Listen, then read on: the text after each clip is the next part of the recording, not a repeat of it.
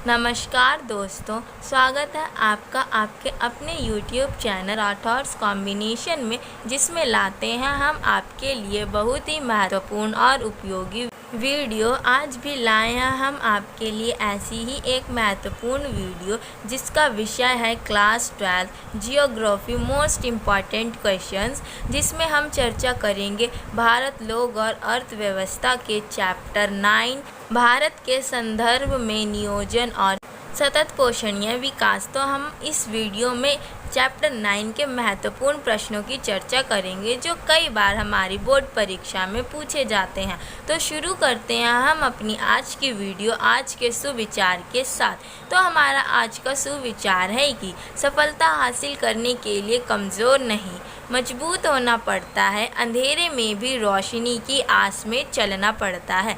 तो अपने आज के सुविचार के साथ शुरू करते हैं हम अपने आज का विषय। तो हम पहले चैप्टर के महत्वपूर्ण प्रश्नों को जानने से पूर्व हम जानेंगे इसके कुछ महत्वपूर्ण बिंदु। तो इस चैप्टर में जो महत्वपूर्ण पॉइंट हैं वो हैं सतत पोषणीय विकास। तो सतत पोषणीय विकास से संबंधित सभी पॉइंट आपको पता होने चाहिए। खंडीय और प्रादेशिक नियोजन, पंचवर्षीय योजनाएं, लक्ष्य क्षेत्र एवं लक्ष्य समूह का विकास, विकास की बहुआयामी संकल्पनाएं। तो इन सभी पॉइंट से संबंधित क्वेश्चन इस पार्ट से आ सकते हैं। तो शुरू करते हैं अपना पहला महत्वपूर्ण प्रश्न। तो हमारा पहला महत्वपूर्ण प्रश्न यह है कि सतत पोषणीय विकास से आप क्या समझते हैं? सतत पोषणीय विकास को परिभाषित कीजिए। तो इस प्रश्न में हमें बताना है कि सतत पोषणीय विकास क्या होता है। तो सतत पोषणीय विकास एक ऐसा विकास जो भविष्य में आने वाली पीढ़ियों की आवश्यकता पूर्ति को प्रभावित किए बिना वर्तमान पीढ़ी द्वारा आवश्यकताओं की पूर्ति हेतु किया जाता है, उसे सतत पोषणीय विकास कहते हैं। तो सतत पोषणीय विकास से अभिप्राय उस विकास से होता है जिसमें भविष्य की पीढ़ी को प्रभावित किए बिना, यानी कि भविष्य में आने वाली पीढ़ी की आवश्यकताओं को कोई नुकसान नहीं पहुंचाया जाता, उनकी आवश्यकताएं प्रभावित नहीं होती और वर्तमान पीढ़ी की आवश्यकताओं की भी पूर्ति हो जाती है। तो इस तरह के विकास को हम सतत पोषणीय विकास कहते हैं। उदाहरण स्वरूप भूमि जल का उपयोग करते समय इस बात का ध्यान रखना चाहिए कि जल स्तर अधिक नीचे न जाने पाए और वर्षा जल धरातलीय जल के अंदर चला जाए। तो इस उदाहरण में हमें जल के प्रयोग को सतत तरीके से करने के बारे में बताया गया। ऐसे ही हम इसके कई उदाहरण लिख सकते हैं, जैसे पेट्रोल, डीजल जैसे गैर परंपरागत या फिर परंपरागत ऊर्जा के संसाधनों का हमें इस तरीके से प्रयोग करना चाहिए कि ये वर्तमान पीढ़ी की आवश्यकताओं की भी पूर्ति कर दें और भविष्य में आने वाली पीढ़ी की आवश्यकताओं को भी प्रभावित ना करें। तो हमें ऐसे ही उदाहरणों के द्वारा सतत पोषणीय विकास के बारे में बताना है। तो इस प्रश्न का उत्तर हमारा कंप्लीट होता है। अब हम देखते हैं अपने अगले महत्वपूर्ण प्रश्न के बारे में। तो हमारा अगला प्रश्न यह है कि खंडीय नियोजन और प्रादेशिक नियोजन में अंतर स्पष्ट कीजिए। तो इस प्रश्न में हमें भारत में दो तरीकों से नियोजन किए गए, पहला खंडीय नियोजन, दूसरा प्रादेशिक नियोजन। तो हमें खंडीय और प्रादेशिक दोनों नियोजन में अंतर स्पष्ट करना है। तो हम पहले देखते हैं खंडीय नियोजन की परिभाषा कि खंडीय नियोजन होता क्या है।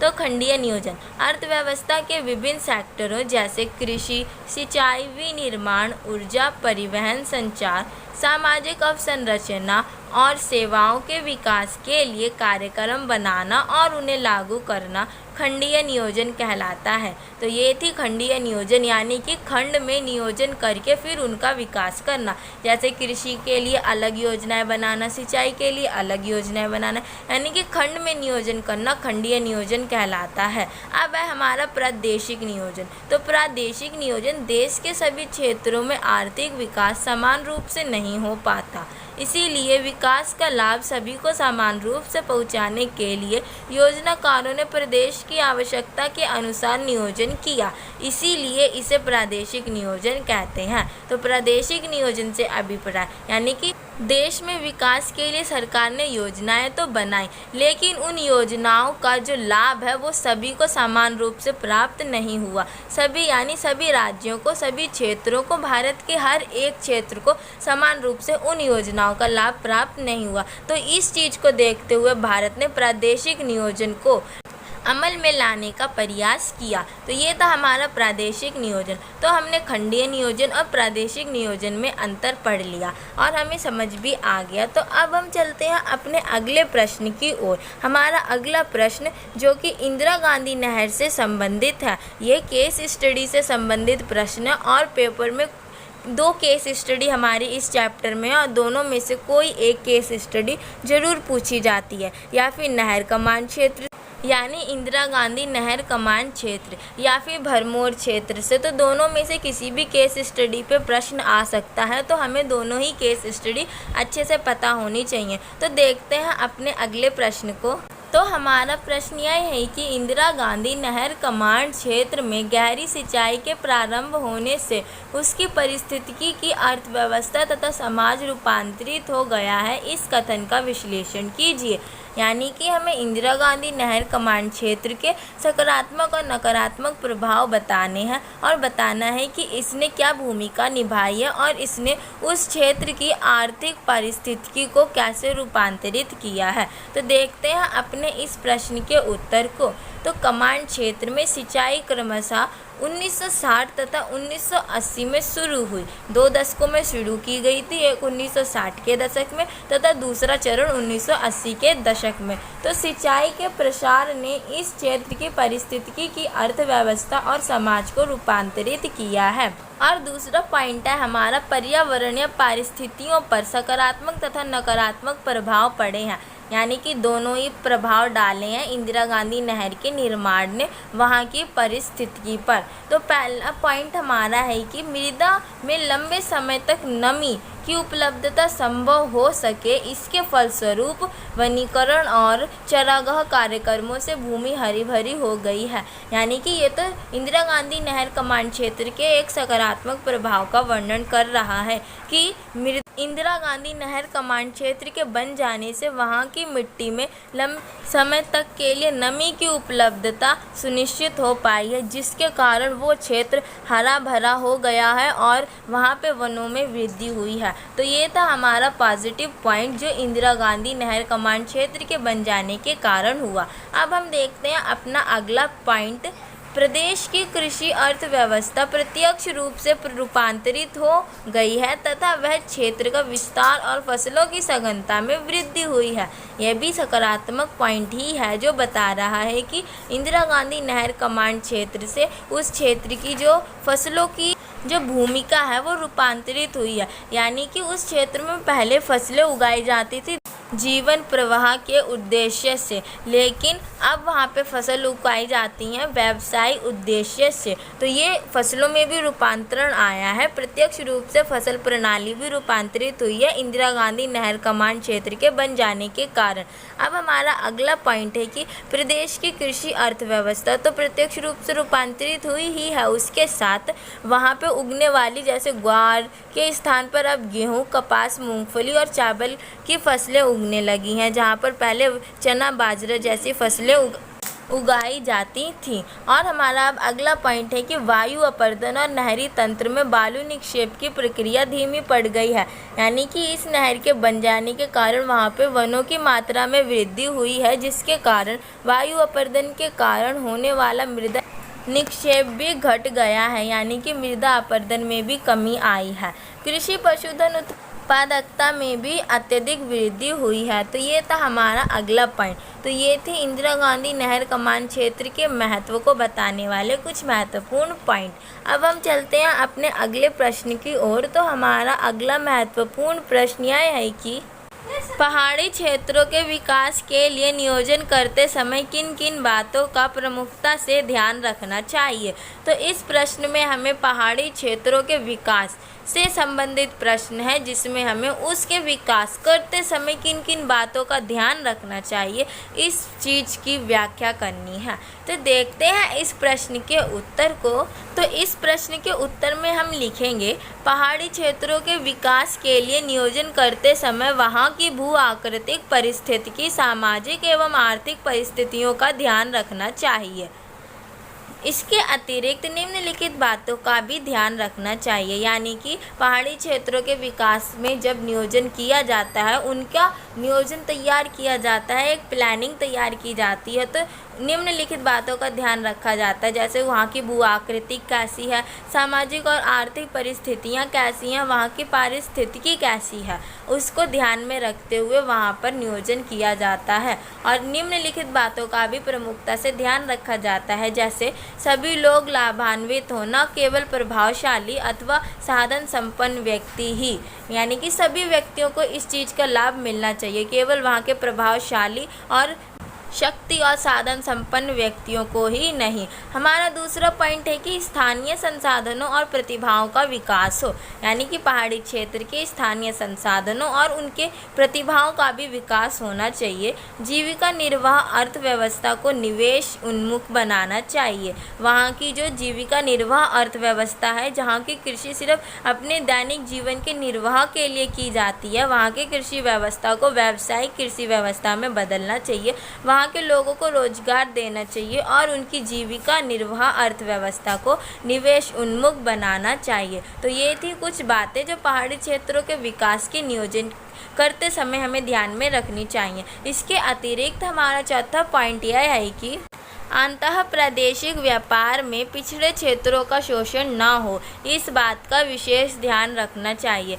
यानी कि पहाड़ी क्षेत्रों में विकास के लिए योजनाएं बनाते समय वहाँ के योजनाकारों को ये ध्यान में रखना चाहिए कि किसी भी पिछड़े क्षेत्र का शोषण ना हो, सबका विकास हो। और हमारा पांचवा पॉइंट है कि पिछड़े क्षेत्रों की बाजार व्यवस्था में सुधार करके श्रमिकों को लाभ पहुँचाना चाहिए। पिछड़े क्षेत्रों की बाजार व्यवस्था में सुधार हो, जिससे कि श्रमिकों को भी लाभ पहुँचे, सिर्फ शक्तिशाली और साधन संपन्न व्यक्तियों को ही नहीं। और छठा पॉइंट हमारा है कि वहाँ की पारिस्थितिकी संतुलन को बनाए रखना चाहिए, वहाँ के पर्यावरण को कोई नुकसान नहीं पहुँचाना चाहिए नियोजन करते समय। तो ये थे हमारे पहाड़ी क्षेत्रों के विकास के लिए नियोजन करते समय कुछ महत्वपूर्ण बातें, जिनकी हमने विस्तार से चर्चा की। अब हम चलते हैं अपने अगले महत्वपूर्ण प्रश्न की ओर। तो हमारा पांचवा प्रश्न यह है कि इंदिरा गांधी नहर कमांड क्षेत्र में सतत पोषणीय विकास को बढ़ावा देने के लिए आवश्यक किन्हीं 5 उपायों का वर्णन कीजिए।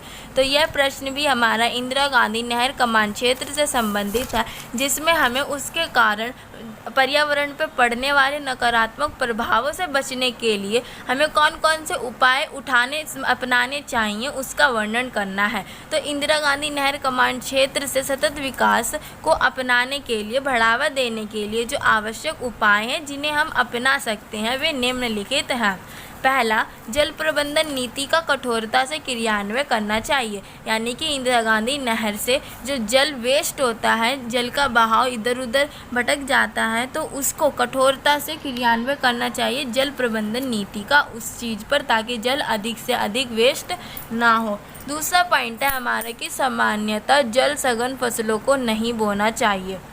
जल सघन, जिसमें जल अधिक लगता है, ऐसी फसलों को नहीं बोना चाहिए, जिससे कि हम जल की बचत कर सकें। और तीसरा पॉइंट यह है कि कमान क्षेत्र विकास कार्यक्रम जैसे नालों को पक्का करना, भूमि विकास तथा संतुलन और बाड़बंदी पद्धति को प्रभावी तरीके से क्रियान्वयन करना चाहिए। तो ये था हमारा तीसरा पॉइंट, जिसमें हमें कमान क्षेत्र विकास कार्यक्रम के कुछ महत्वपूर्ण जो कार्य होते हैं, जैसे नालों को पक्का करना जिससे कि पानी की बर्बादी ना हो, भूमि विकास करना जिससे कि भूमि अच्छी हो सके और वो उपजाऊ रहे, और जिससे फसल अच्छी हो सके, फसल पर इस चीज़ का सकारात्मक प्रभाव पड़े। और हमारा अगला कार्यक्रम है कि समतलन और बाड़बंदी पद्धति का प्रभावी तरीके से प्रयोग करना चाहिए, जिससे वहाँ की फसल उपजाऊ और अच्छी हो सके और उन फसलों को कोई नुकसान भी ना पहुँचा सके।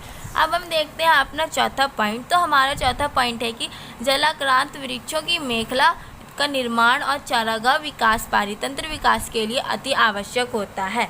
यानी कि इंदिरा गांधी नहर कमांड क्षेत्र के दौरान हमें रक्षण मेखला बनानी चाहिए, उसका निर्माण करना चाहिए जिससे चारागाह का विकास हो सके, जो कि पारितंत्र विकास के लिए भी बहुत आवश्यक होता है। और 5वां पॉइंट है निर्धन आर्थिक स्थिति वाले भू आबादियों के कृषि के पर्याप्त मात्रा में वित्तीय और संस्थागत सहायता उपलब्ध कराना भी इंदिरा गांधी नहर कमांड क्षेत्र के सतत पोषणीय विकासों में से एक है। तो ये था हमारा इस प्रश्न का उत्तर, जो कि कंप्लीट हो गया है। अब हम देखते हैं अपने अगले महत्वपूर्ण प्रश्न को। तो हमारा अगला प्रश्न भरमौर क्षेत्र यानी कि भरमौर केस स्टडी पर आधारित है। तो देखते हैं अपने इस प्रश्न को।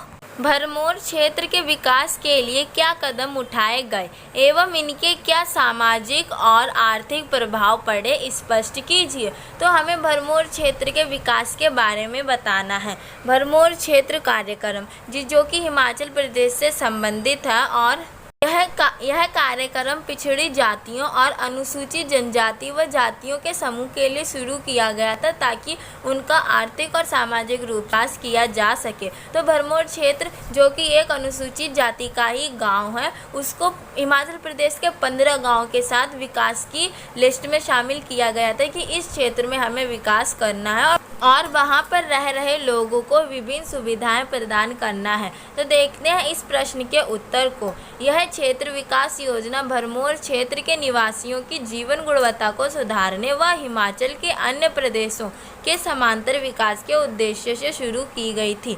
इसके लिए निम्न कदम उठाए गए हैं। पहला, आधारभूत संरचनाओं जैसे विद्यालयों, अस्पतालों का विकास किया गया ताकि भरमौर क्षेत्र एक विकसित क्षेत्र की लिस्ट में आ सके, इसलिए वहाँ पे विद्यालयों यानी कि शिक्षा, स्वास्थ्य की सुविधा उपलब्ध करवाई गई। इसके साथ ही हमारा दूसरा पॉइंट है स्वच्छ जल, सड़क संचार तंत्र व बिजली की उपलब्धता पर भी ध्यान दिया गया। यानी कि उस गांव में स्वच्छ जल और सड़कों तथा संचार तंत्र जैसी सुविधाओं को भी उपलब्ध कराने पर ध्यान दिया गया ताकि उस देश का विकास हो सके और वहाँ के पिछड़े लोग और अनुसूचित जनजातियों व जातियों को विशेष प्रकार की सुविधाएं मुहैया करवाई जा सके। अब हम देखते हैं अपने अगले पॉइंट को। तो हमारा तीसरा पॉइंट यह है कि कृषि के नए एवं पर्यावरण अनुकूल तरीकों को प्रोत्साहित किया गया और पशुपालन के वैज्ञानिक तरीकों को प्रोत्साहित किया गया तथा वहाँ पर कई समन्वित विकास परियोजनाओं को भी लागू किया गया। तो ये थे कुछ महत्वपूर्ण पॉइंट जो वहाँ की आर्थिक और सामाजिक स्थिति को सुधारने के लिए, वहाँ पर प्रभाव को स्पष्ट करने के लिए बताए गए हैं। अब हम देखते हैं अपना अगला प्रश्न। तो हमारा 8वां प्रश्न यह है कि भरमौर जनजाति क्षेत्र में विकास को सुनिश्चित करते हुए संक्षिप्त टिप्पणी लिखिए। अब इस प्रश्न में भी हमें भरमौर क्षेत्र के बारे में बताना है कि वहाँ पर विकास कब से कब प्रारंभ हुआ और कौन सी पंचवर्षीय योजना के दौरान भरमौर क्षेत्र में विकास कार्यक्रम को प्रारंभ किया गया था। तो देखते हैं इस प्रश्न के उत्तर के लिए अपने इस प्रश्न का उत्तर। तो हमारे इस प्रश्न का उत्तर यह है कि भरमौर जनजातीय क्षेत्र में विकास कार्यक्रम प्राय 5वीं पंचवर्षीय योजनाओं में शुरू किया गया था, जिसकी विशेषताएं निम्नलिखित हैं। तो हमारी पहली विशेषता यह है कि भरमौर हिमाचल प्रदेश के चंबा जिले का जनजातीय क्षेत्र है और दूसरी यह 21 नवंबर 1975 से अनुसूचित जनजाति क्षेत्र है। यानी कि 21 नवंबर 1975 में इसे हिमाचल प्रदेश के 15 क्षेत्रों में से एक क्षेत्र में शामिल किया गया था, जो कि अनुसूचित जनजाति के क्षेत्र में शामिल हुआ है। और हमारा तीसरा पॉइंट है कि यहाँ के लोगों को गद्दी तथा इनकी भाषा को गदियाली कहा जाता है। यानी कि भरमौर क्षेत्र में रहने वाले लोगों को गद्दी तथा उनके द्वारा बोली जाने वाली भाषा को गदियाली भाषा कहा जाता है। और हमारा चौथा पॉइंट है कि जलवायु कठोर तथा आधारभूत संसाधन कम है। यानी कि भरमौर क्षेत्र में जलवायु बहुत कठोर पड़ती है और यहाँ के संसाधन बहुत कम है, यानी कि आधारभूत संसाधन संसाधनों का अभाव पाया जाता है भरमौर क्षेत्र में। अब हम देखते हैं अपना पांचवा पॉइंट। तो हमारा पांचवा पॉइंट है कि 1970 के दशक से विकास की प्रक्रिया प्रारंभ हुई है, यानी कि भरमौर क्षेत्र में 1970 के दशक से विकास की प्रक्रिया को प्रारंभ किया गया था और 1975 में इसे अनुसूचित जनजातीय क्षेत्र में शामिल किया गया था। और ये हिमाचल प्रदेश के चंबा जिले में एक अनुसूचित जनजाति क्षेत्र है, जिसमें 5वीं पंचवर्षीय योजना के दौरान विकास कार्यक्रम शुरू किया गया था। 1974 में इसे हिमाचल प्रदेश के 5 में से एक समन्वित विकास परियोजना का दर्जा मिला था। इससे कई आर्थिक और सामाजिक लाभ भी हुए, यानी कि इसे 1974 में एक और उपलब्धि प्राप्त हुई थी, जिसे हम ITDDP कहते हैं, यानी कि समन्वित विकास परियोजना कार्यक्रम। तो ये इसका हम छठा पॉइंट लिख सकते हैं और इसी के तहत एक अनुसूचित जनजाति क्षेत्र विकास की लिस्ट में भी शामिल किया गया था। तो अब हम इसी पॉइंट के साथ उत्तर कंप्लीट होता है। तो अब हम चलते हैं अपने अगले प्रश्न की ओर। तो हमारा अगला महत्वपूर्ण प्रश्न यह है कि भारत में पंचवर्षीय योजना कब शुरू की गई? भारत में कौन कौन सी पंचवर्षीय योजनाएं प्राय अधूरी ही रह गई, वर्णन कीजिए। तो हमारा यह प्रश्न पंचवर्षीय योजनाओं पर आधारित है, जो कि बहुत ही महत्वपूर्ण पॉइंटों में से एक है। तो इस प्रश्न में हमें बताना है कि भारत में पंचवर्षीय योजनाएं कब से शुरू की गई। तो हमें पता है कि भारत में पंचवर्षीय योजनाएं 1951 से शुरू की गई और इसमें हमें इस चीज़ का भी वर्णन करना है कि पंचवर्षीय योजना प्राय अधूरी ही रह गई। कौन कौन सी ऐसी पंचवर्षीय योजनाएं थी जिन्होंने अपना कार्यकाल पूरा नहीं कर पाया, वो 5 वर्ष से पहले ही समाप्त कर दी गई और लेट से शुरू की गई। तो हम देखते हैं इस प्रश्न के उत्तर के लिए अपने प्रश्न का उत्तर। तो भारत में प्राय केंद्रीकृत नियोजन को अपनाया है, यानी कि भारत ने केंद्रीकृत नियोजन को अपनाया है, जिसका दायित्व योजना आयोग द्वारा निभाया गया था। यानी कि पंचवर्षीय योजनाओं को लागू करने का कार्य योजना आयोग द्वारा पूरा किया गया था। इन केंद्रीकृत योजनाओं में पंचवर्षीय योजनाओं को शामिल किया गया, जो कि 5 वर्ष के लिए बनाई जाती थी। पंचवर्षीय योजना, जो कि नाम से ही पता चल रही है, 5 वर्ष के लिए बनाई जाने वाली योजनाओं को पंचवर्षीय योजना कहते हैं। भारत में कुल 12 पंचवर्षीय योजनाएं बनाई गई हैं, जिसमें से कुछ पंचवर्षीय योजनाएं प्राय अधूरी ही रह गई हैं, जो कि निम्नलिखित हैं। तो अब हम देखेंगे कौन कौन सी पंचवर्षीय योजनाएं प्राय भारत में अधूरी ही रह गई हैं। भारत में कुल 12 पंचवर्षीय योजनाएं बनाई गई, जिनकी शुरुआत 1951 से की गई थी। तो अब देखते हैं अपनी अधूरी पंचवर्षीय योजनाओं को। तो हमारी अधूरी पंचवर्षीय योजनाएं निम्नलिखित हैं। तो हमारी पहली 3 पंचवर्षीय योजनाएं जिन्होंने अपना कार्यकाल पूरा किया और वे अपने कार्यकाल और समय अनुसार ही चलती रहीं और समाप्त होती रहीं, लेकिन 1960 के दशक के मध्य लगातार 2 सूखों से 1965 से 66 और 1966 से 67 और 1965 में पाकिस्तान के साथ युद्ध के कारण 1966 से 67 और 68 से 69 में योजना अवकाश लेना पड़ा। यानी कि चौथी पंचवर्षीय योजना को लागू करने में काफ़ी समय लगा और इसे बहुत लेट लागू किया गया था। उसका कारण था भारत में आए 2 सूखे तथा पाकिस्तान के साथ युद्ध। इस कारण सरकार ने चौथी पंचवर्षीय योजना को लागू करने में थोड़ी देरी की, परंतु नियोजन को जारी रखते हेतु सरकार ने 1 वर्ष की योजनाओं को लागू किया गया था, जिसे हम रोलिंग प्लान भी कहते हैं। इसे हम वार्षिक योजनाओं के नाम से जानते हैं और रोलिंग प्लान वाला क्वेश्चन भी पेपर में कई बार पूछा जा चुका है। ये भी बहुत महत्वपूर्ण प्रश्न है। और हमारा दूसरा पॉइंट है, चौथी पंचवर्षीय योजना ने अपना कार्यकाल पूरा किया, परंतु 5वीं पंचवर्षीय योजना, जो कि 1974 से 75 तक प्रारंभ हुई थी, इसने अपना कार्यकाल पूरा नहीं कर पाया था। सरकार ने इसे 1 वर्ष पहले यानी कि 1977 से 78 में ही समाप्त कर दिया था। तो हमारी चौथी पंचवर्षीय योजना तो जो कि लेट लागू हुई थी, परंतु इसने अपना कार्यकाल पूरा कर लिया था। परंतु जो 5वीं पंचवर्षीय योजना थी वो हमारी टाइम पर तो लागू हो गई, लेकिन उसने अपना कार्यकाल पूरा नहीं कर पाया था।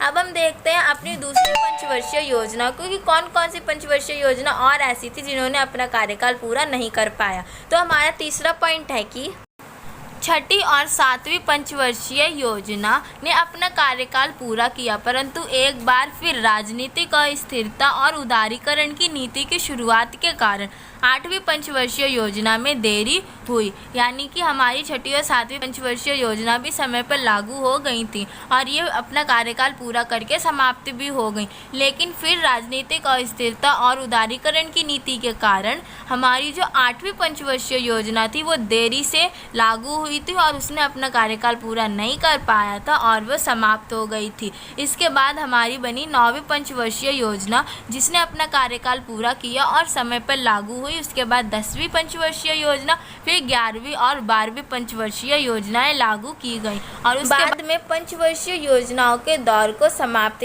कर दिया गया। 2017 में 12वीं पंचवर्षीय योजना का कार्यकाल पूरा हुआ और भारत में पंचवर्षीय योजनाओं के द्वारा नियोजन को अलविदा कर दिया गया। इसी के साथ कंप्लीट करते हैं हम अपने इस प्रश्न के उत्तर को और आज की वीडियो को करते हैं हम यहीं पे समाप्त। और यदि आपको चाहिए ऐसे ही और भी महत्वपूर्ण प्रश्न तो आप हमारे चैनल को लाइक, शेयर और सब्सक्राइब करें तथा बेल आइकन के बटन को क्लिक करना ना भूलें ताकि आपको हमारी वीडियो मिल सके सबसे पहले। धन्यवाद दोस्तों।